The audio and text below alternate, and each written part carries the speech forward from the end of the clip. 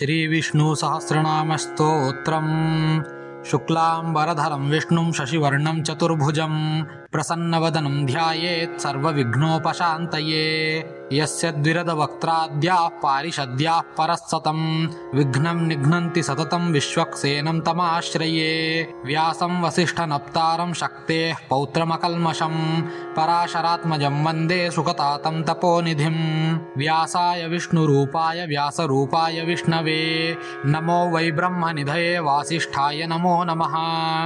अविकाराय शुद्धाय नित्याय परमात्मने सदैकरूपरूपाय विष्णवे सर्वजिष्णवे। यस्य स्मरणमात्रेण जन्म संसारबन्धनात् विमुच्यते नमस्तस्मै विष्णवे प्रभविष्णवे। नमः समस्तभूतानामादिभूताय भूभृते अनेकरूपरूपाय विष्णवे प्रभविष्णवे। ओं नमो विष्णवे प्रभविष्णवे। श्रीवैशम्पायन उवाच श्रुत्वा धर्मानशेषेण पावनानि च सर्वशः युधिष्ठिरः शान्तनवं पुनरेवाभ्यभाषत। युधिष्ठिर उवाच किमेकं दैवतं लोके किं वाप्येकं परायणं स्तुवन्तः कं कमर्चन्तः प्राप्नुयुर्मानवाः शुभम्। को धर्मः सर्वधर्माणां भवतः परमो मतः किं जपन्मुच्यते जन्तुर्जन्म संसारबन्धनात्। भीष्म उवाच जगत्प्रभुं देवदेवमनन्तं पुरुषोत्तमं स्तुवन्नाम सहस्रेण पुरुषः सततोत्थितः। तमेव चार्चयन्नित्यं भक्त्या पुरुषमव्ययं ध्यायन् स्तुवन्नमस्यश्च यजमानस्तमेव च। अनादिनिधनं विष्णुं सर्वलोकमहेश्वरं लोकाध्यक्षं स्तुवन्नित्यं सर्वदुःखातिगो भवेत्।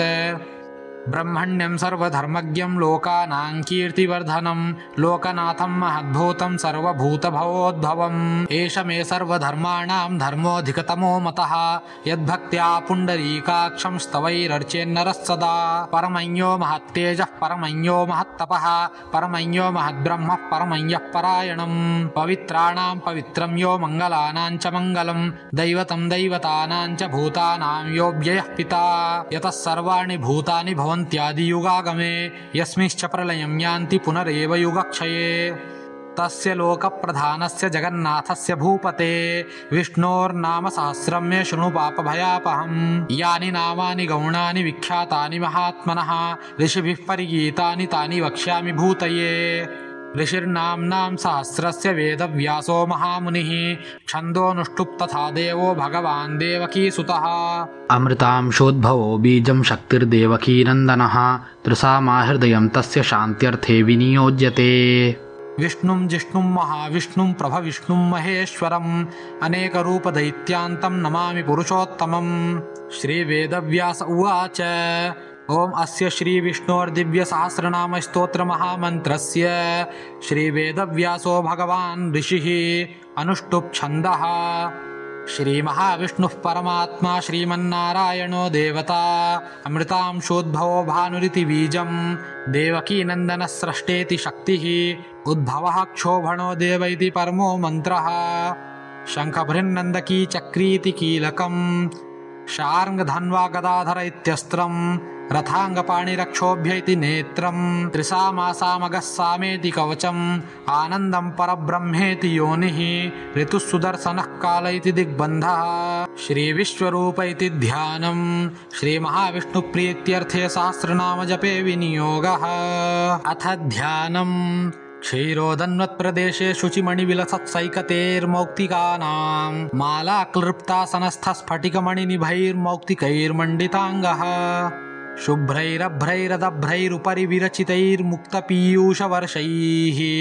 आनन्दीनः पुनीयादरिनलिनगदा शङ्खपाणिर्मुकुन्दः। भोः पादव्यस्य नाभिर्वियदसुरनिलश्चन्द्रसूर्यौ च नेत्रे कर्णावाशाः शिरोद्यौर्मुखमपि दहनो यस्य वास्तेयमब्धिः। अन्तस्थं यस्य विश्वं सुरनरखगो भोगिगन्धर्वदैत्यैः चित्रं रम्यते तं त्रिभुवनवपुषं विष्णुमीशं नमामि। ॐ नमो भगवते वासुदेवाय। शान्ताकारं भुजगशयनं पद्मनाभं सुरेशं विश्वाधारं गगनसदृशं मेघवर्णं शुभाङ्गं लक्ष्मीकान्तं कमलनयनं योगिभिर्ध्यानगम्यं वन्दे विष्णुं भवभयहरं सर्वलोकैकनाथम्। मेघश्यामं पीतकौशेयवासं श्रीवत्साङ्कं कौस्तुभोद्भासिताङ्गं पुण्योपेतं पुण्डरीकायताक्षं विष्णुं वन्दे सर्वलोकैकनाथम् नमः समस्तभूतानामादिभूताय भूभृते अनेकरूपरूपाय विष्णवे प्रभविष्णवे सशङ्खचक्रं सकिरीटकुण्डलं सपीतवस्त्रं सरसीरुहे क्षणम् सहारवक्षस्थलशोभिकौस्तुभं नमामि विष्णुं शिरसा चतुर्भुजम् छायायां पारिजातस्य हेमसिंहासनोपरि आसीनमम्बुधश्याममायताक्षमलङ्कृतम् चन्द्राननं चतुर्बाहुं श्रीवत्साङ्कितवक्षसं रुक्मिणी सत्यभामाभ्यां सहितं कृष्णमाश्रये। ॐ विश्वं विष्णुर्वषट्कारो भूतभव्यभवत्प्रभुः भूतकृद्भूतभृद्भावो भूतात्मा भूतभावनः भूतात्मा परमात्मा च मुक्तानां परमागतिः अव्ययः पुरुषः साक्षी क्षेत्रज्ञोऽक्षर एव च योगो योगविदां नेता प्रधानपुरुषेश्वरः नारसिंहो श्रीमान् केशवः पुरुषोत्तमः सर्वशिवस्थाणुर्भूतादिर्निधिरव्ययः सम्भवो भावनो भर्ता प्रभवः प्रभुरीश्वरः स्वयंभूः शम्भुरादित्यः पुष्कराक्षो महास्वनः अनादिनिधनो धाता विधाता धातुरुत्तमः अप्रमेयो हृषीकेशः पद्मनाभोऽमरप्रभुः विश्वकर्मा मनुस्त्वष्टा स्थविस्थस्थविरो ध्रुवः अग्राह्यः शाश्वतः कृष्णो लोहिताक्षः प्रतर्दनः प्रभूतस्त्रिककुब्धाम पवित्रं मङ्गलं परम् ईशानः प्राणदः प्राणो ज्येष्ठः श्रेष्ठः प्रजापतिः हिरण्यगर्भो भूगर्भो माधवो मधुसूदनः ईश्वरो विक्रमी धन्वी मेधावी विक्रमः क्रमः अनुत्तमो दुराधर्षः कृतज्ञः कृतिरात्मवान् सुरेशः शरणं शर्म विश्वरेताः प्रजाभवः अहः संवत्सरो व्यालः प्रत्ययः सर्वदर्शनः अजः सर्वेश्वरः सिद्धः सिद्धिः सर्वादिरच्युतः वृषा कपिरमेयात्मा सर्वयोगविनिःसृतः वसुर्वसुमनः सत्यः समात्मा संमितः समः अमोघः पुण्डरीकाक्षो वृषकर्मा वृषाकृतिः रुद्रो बहुशिरा बभ्रुर्विश्वयोनिः शुचिश्रवाः अमृतः शाश्वतस्थाणुर्वरारोहो महातपाः सर्वगः सर्वविद्भानुर्विश्वक्सेनो जनार्दनः वेदो वेदविदग्व्यङ्गो वेदाङ्गो वेदवित्कविः लोकाध्यक्षः सुराध्यक्षो धर्माध्यक्षः कृताकृतः चतुरात्मा चतुर्व्यूहश्चतुर्दंष्ट्रश्चतुर्भुजः भ्राजिष्णुर्भोजनं भोक्ता सहिष्णुर्जगदादिजः अनघो विजयो जेता विश्वयोनिः पुनर्वसुः उपेन्द्रो वामनः प्रांशुरमोघः शुचिरूर्जितः अतीन्द्रः संग्रहः सर्गो धृतात्मा नियमो यमः वेद्यो वैद्यः सदा योगी वीरः माधवो मधुः अतीन्द्रियो महामायो महोत्साहो महाबलः महाबुद्धिर्महावीर्यो महाशक्तिर्महाद्युतिः अनिर्देश्यो पुश्रीमानमे आत्मा महादृधृक् महेश्वासो महीभर्ता श्रीनिवासः सदाङ्गतिः अनिरुद्धः सुरानन्दो गोविन्दो गोविदाम्पतिः मरीचिर्दमनो हंसः सुपर्णो भुजगोत्तमः हिरण्यनाभः सुतपाः पद्मनाभः प्रजापतिः अमृत्युः सर्वदृक्सिंहः सन्धाता सन्धिमान् स्थिरः अजो दुर्मर्षणः शास्ता विश्रुतात्मा सुरारिः गुरुर्गुरुतमो धामः सत्यः सत्यपराक्रमः निमिषो निमिषश्रग्वी वाचस्पतिरुदारधीः अग्रणीर्ग्रामणी श्रीमान् न्यायो नेता समीरणः सहस्रमूर्धा विश्वात्मा सहस्राक्षः सहस्रपात् आवर्तनो निवृत्तात्मा संवृतः सम्प्रमर्दनः अहः संवर्तको वह्निरनिलो धरणीधरः सुप्रसादः प्रसन्नात्मा विश्वधृग्विश्वभुग्विभुः सत्कर्ता सत्कृतः साधुर्जह्नुर्नारायणो नरः असंख्येयो प्रमेयात्मा विशिष्टः शिष्टकृच्छुचिः सिद्धार्थः सिद्धसंकल्पः सिद्धिदः सिद्धिसाधनः वृषाहि वृषभो विष्णुर्वृषपर्वा वृषोदरः वर्धनो वर्धमानश्च विविक्तः श्रुतिसागरः सुभुजो दुर्धरो वाग्मी महेन्द्रो वसुदो वसुः नैकरूपो बृहद्रूपः शिपिविष्टः प्रकाशनः ओजस्तेजोद्युतधरः प्रकाशात्मा प्रतापनः ऋद्धस्पष्टाक्षरो मन्त्रश्चन्द्रांशुर्भास्करद्युतिः अमृतांशोद्भवो भानुश्शशबिन्दुः सुरेश्वरः औषधं जगतस्येतुः सत्यधर्मपराक्रमः भूतभव्यभवन्नाथः पवनः पावनो नलः कामः कामकृत्कान्तः कामः कामप्रदः प्रभुः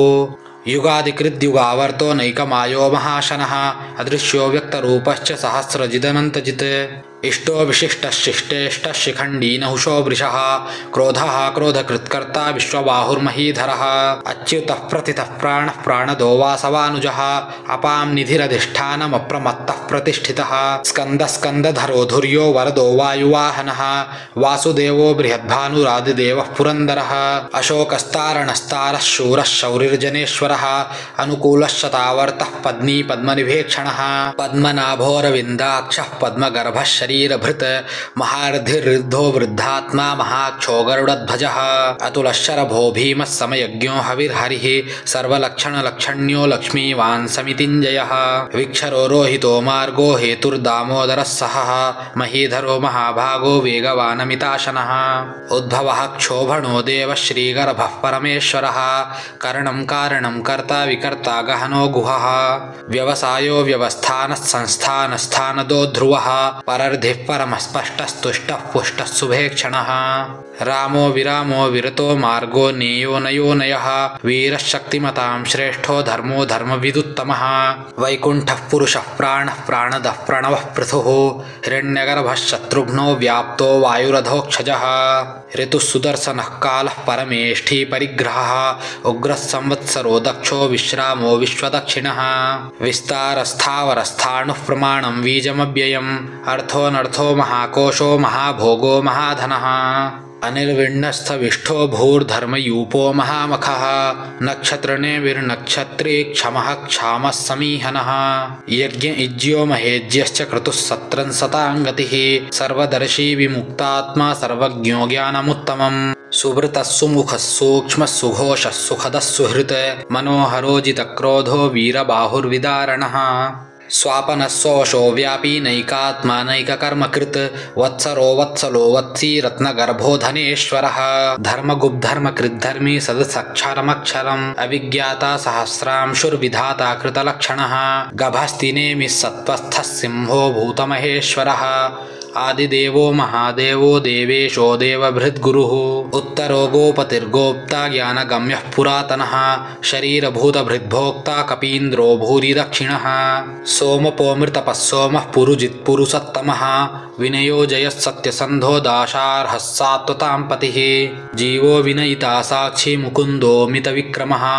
अम्भो निधिरनन्तात्मा महोदधिशयोऽन्तकः अजो महार्हः स्वाभाव्यो जितामित्रः प्रमोदनः आनन्दो नन्दनो नन्दः सत्यधर्मा त्रिविक्रमः महर्षिः कपिलाचार्यः कृतज्ञो मेदिनीपतिः त्रिपदस्त्रिदशाध्यक्षो महाशृङ्गः कृतान्तकृत् महावराहो गोविन्दः सुषेणः कनकाङ्गदी गुह्यो गभीरो गहनो गुप्तश्चक्रगदाधरः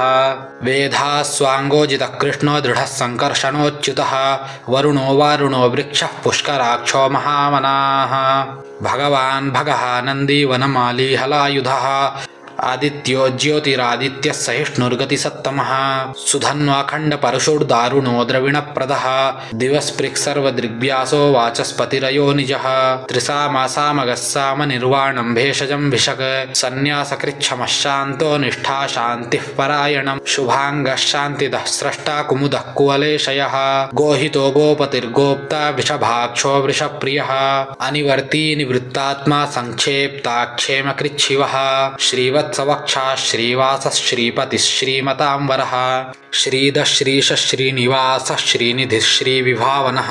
श्रीधरः श्रीकरः श्रेयः श्रीमान् लोकत्रयाश्रयः स्वक्षः स्वङ्गः शतानन्दो नन्दिर्ज्योतिर्गणेश्वरः विजितात्मा विधेयात्मा सत्कीर्तिश्छिन्न संशयः उदीर्णः सर्वतश्चक्षुरनीशः शाश्वतस्थिरः भूषयो भूषणो भूतिर्विशोकशोकनाशनः अर्चिष्मानर्चितः कुम्भो विशुद्धात्मा विशोधनः अनिरुद्धो प्रतिरथः प्रद्युम्नो मितविक्रमः कालनेमिनिहावीरः शौरिः शूरजनेश्वरः त्रिलोकात्मा त्रिलोकेशः केशवः केशिहा हरिः कामदेवः कामपालः कामीकान्तः कृतागमः अनिर्देश्यो पुर्विष्णुर्वीरोऽनन्तो धनञ्जयः ब्रह्मण्यो ब्रह्मकृद्ब्रह्मा ब्रह्म ब्रह्मविवर्धनः ब्रह्मविद्ब्राह्मणो ब्रह्मी ब्रह्मज्ञो ब्राह्मणप्रियः महाक्रमो महाकर्मा महातेजा महोरगः महाक्रतुर्महायज्वा महायज्ञो महाहविः स्तव्यस्तव प्रियस्तोत्रं स्तुतिस्तोतारणप्रियः पूर्णः पूरयिता पुण्यः पुण्यकीर्तिरनामयः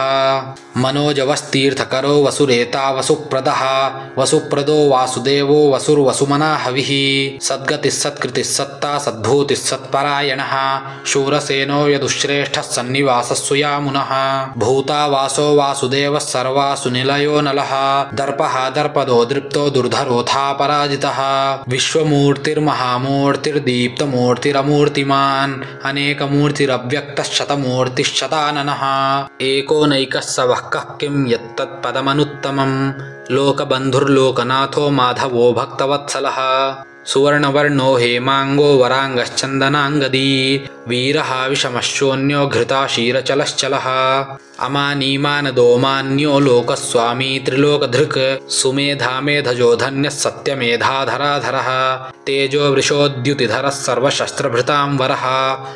प्रग्रहो निग्रहो व्यग्रो नैकशृङ्गो गदाग्रजः चतुर्मूर्तिश्चतुर्बाहुश्चतुर्व्यूहश्चतुर्गतिः चतुरात्मा चतुर्भावश्चतुर्वेदविदेकपात् समावर्तो निवृत्तात्मा दुर्जयो दुरतिक्रमः दुर्लभो दुर्गमो दुर्गो दुरावासो दुरारिहा शुभाङ्गो लोकसारङ्गः सुतन्तुस्तन्तुवर्धनः इन्द्रकर्मा महाकर्मा कृतकर्मा कृतागमः उद्भवः सुन्दरः सुन्दो रत्ननाभः सुलोचनः अर्को वाजसनः शृङ्गी जयन्तः सर्वविजयी सुवर्णबिन्दुरक्षो सर्ववागीश्वरेश्वरः महाह्रदो महागर्तो महाभूतो महानिधिः कुमुदः कुन्दरः कुन्दः पर्जन्यः पावनो निलः अमृताशोऽमृतवपुः सर्वज्ञः सर्वतोमुखः सुलभः सुव्रतः सिद्धः शत्रुजिच्छत्रुतापनः न्यग्रोधोदुम्बरोऽश्वत्थः चाणूरान्ध्रनिषूदनः सहस्रार्चिः सप्तजिह्वः सप्तैधाः सप्तवाहनः अमूर्तिरनघोचिन्त्यो भयकृद्भयनाशनः अणुर्बृहत्कृशस्थूलो गुणभृन्निर्गुणो महान् अधृतस्वधृतस्वास्यः प्राग्वंशो वंशवर्धनः भारभृत्कथितो योगी योगीशस्तर्वकामदः आश्रमश्रमणः क्षामः सुपर्णो वायुवाहनः धनुर्धरो धनुर्वेदो दण्डो दमयिता दमः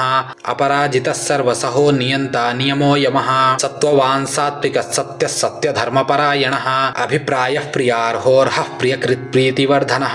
विहाय सगतिर्ज्योतिः सुरुचिर्हुतभुग्विभुः रविर्विरोचनः सूर्यः सविता रविलोचनः अनन्तो हुतभुग्भोक्ता सुखदो नैकजोऽग्रजः अनिर्विण्णः सदामर्षि लोकाधिष्ठानमद्भुतः सनातनतमः कपिलः कपिरव्ययः स्वस्तिदः स्वस्तिकृत् स्वस्ति स्वस्ति भुक् स्वस्ति दक्षिणः अरौद्रः कुण्डली चक्री विक्रम्यूर्जितशासनः शब्दातिगः शब्दसः शिशिरः सर्वरीकरः अक्रूरः पेशलो दक्षो दक्षिणः क्षमिणां वरः विद्वत्तमो वीतभयः पुण्यश्रवणकीर्तनः उत्तारणो दुष्कृतिः पुण्यो दुःस्वप्ननाशनः वीरः रक्षणः सन्तो जीवनः पर्यवस्थितः अनन्तरूपोऽनन्तश्रीर्जितमन्युर्भयापहः चतुरश्रो गभीरात्मा विदिशो व्यादिशो दिशः अनादिर्भूर्भुवो लक्ष्मीः सुवीरो रुचिराङ्गदः जननो जनजन्मादिर्भीमो भीमपराक्रमः आधारनिलयो धाता पुष्पहासः प्रजागरः ऊर्ध्वगः सत्पथाचारः प्राणदः प्रणवः पणः प्रमाणं प्राणनिलयः प्राणभृत्प्राणजीवनः तत्त्वं तत्त्वविदेकात्मा जन्म मृत्युजरातिगः भूर्भुवस्वस्तरुस्तारः सविता प्रपितामहः यज्ञो यज्ञपतिर्यज्वा यज्ञाङ्गो यज्ञवाहनः यज्ञभृद्यज्ञकृद्यज्ञी यज्ञभुग्यज्ञसाधनः यज्ञान्तकृद्यज्ञगुह्यमन्नमन्नाद एव च आत्मयोनिः स्वयं जातो वैखानः सामगायनः देवकीनन्दनः स्रष्टा क्षितीशः पापनाशनः शङ्खभृन्नन्दकी चक्री शार्ङ्गधन्वागदाधरः रथाङ्गपाणिरक्षोभ्यः सर्वप्रहरणायुधः सर्वप्रहरणायुध ॐ नम इति वनमाली गदी शार्ङ्गी शङ्खी चक्री च नन्दकी श्रीमान्नारायणो विष्णुर्वासुदेवोऽभिरक्षतु वनमाली गदी शार्ङ्गी शङ्खी चक्री च नन्दकी श्रीमान्नारायणो विष्णुर्वासुदेवोऽभिरक्षतु वनमाली गदी शार्ङ्गी शङ्खी चक्री च नन्दकी श्रीमान्नारायणो विष्णुर्वासुदेवोऽभिरक्षतु श्रीवासुदेवोऽभिरक्षतु ॐ नम इति। भीष्म उवाच इतीदं कीर्तनीयस्य केशवस्य महात्मनः